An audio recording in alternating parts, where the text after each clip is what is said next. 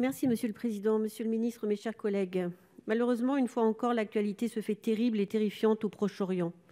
Les images montrent toutes les misères de la guerre, celle d'une population israélienne et palestinienne soumise à la terreur des bombardements et des tirs de roquettes.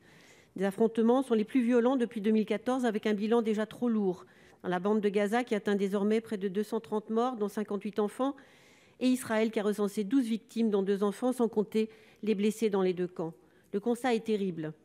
Alors que les hostilités sont entrées dans leur deuxième semaine sans aucun signe d'apaisement, puisque les violences s'étendent maintenant à la Cisjordanie, les grands pays occidentaux, mais aussi la Russie, la Chine ou le monde arabe, semblent impuissants à ce stade à enrayer cette mécanique qui pose d'ailleurs la question de leur engagement réel et donc du nôtre, Monsieur le Ministre.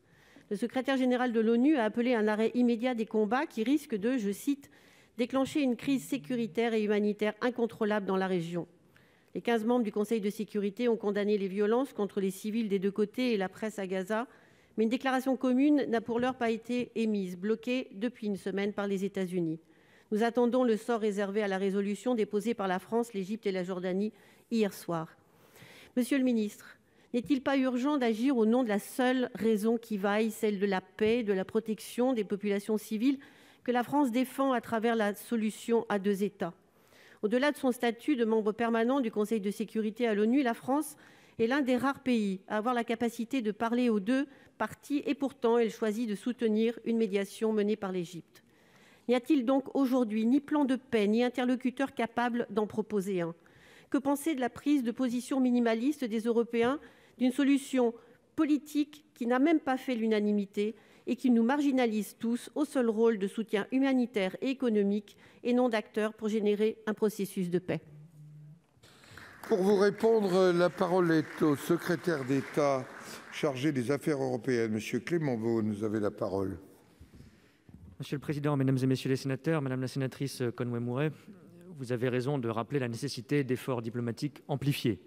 Le Premier ministre a rappelé à l'instant la position d'équilibre que la France défend depuis plusieurs jours de manière active et vous l'avez rappelé aussi, nous sommes une des rares parties, un des rares pays qui peut parler aux deux parties. Nous menons ce travail et ces efforts ne sont pas concurrents avec la médiation régionale que propose le président Sisi pour l'Égypte. Le président, comme l'a rappelé le Premier ministre, s'est entretenu avec le président Sisi, avec le roi de Jordanie pour soutenir ces efforts de médiation régionale. Nous y apportons notre appui et je crois que nous devons aller ensemble dans ce sens. Nous sommes membres permanents, bien entendu, du Conseil de sécurité des Nations Unies et nous avons à ce titre un rôle clé à jouer pour relayer ces efforts de médiation et de désescalade. C'est ce qu'en ce moment même Jean-Yves Le Drian est en train de faire avec une nouvelle réunion du Conseil de sécurité.